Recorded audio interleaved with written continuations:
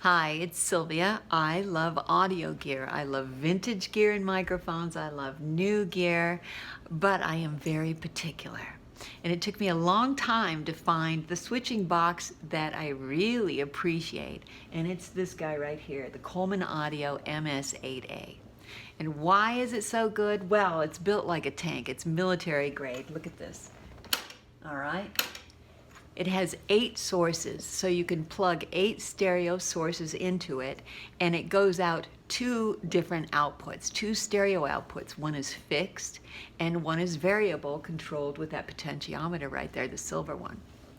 And the way I use that is I'll have the variable output go to my monitoring, and I use the switcher to compare my mixing to a reference piece of music or an older mix or a rough mix or something. I might spend all day on a mix, and it isn't until I do that reference listening that I know where I'm at with my mix.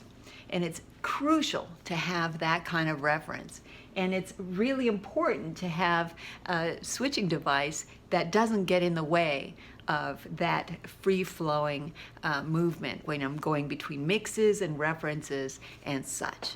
Plus, because one is fixed and one is variable on the output, I have a feed going into my OBS computer, which is this PC over here, that I'm using for video and streaming. So I always have a feed going to my video. Plus, the Coleman Audio also has a headphone out with a variable control with that beautiful red dial right there, and a mono button, so you can really use it when you're mixing. This is essential tools in your mix studio. And Coleman Audio also has switching boxes for other jobs, including the MS6.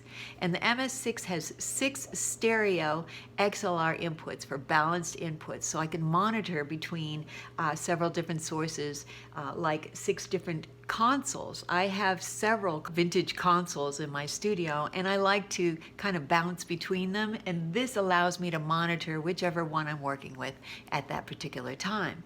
So if you want to get your noise under control, you need some of these switching boxes by Coleman Audio.